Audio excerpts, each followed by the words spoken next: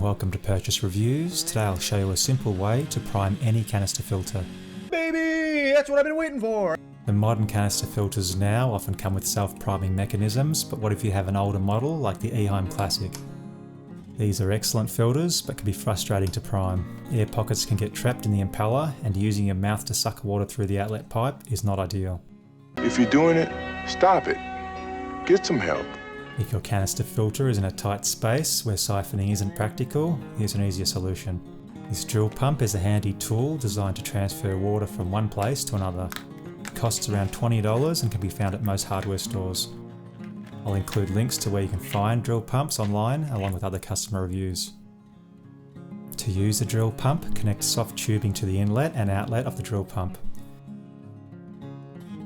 Cut to preferred size, then attach one end of the tubing to your filter's lily pipe.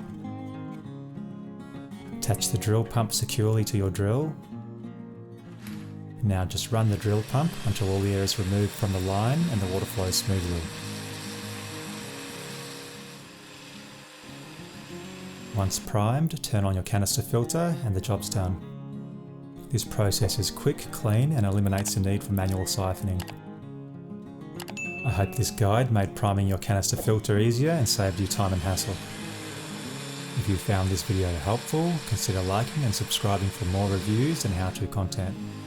Until next time, thanks for visiting Purchase Reviews and happy pumping!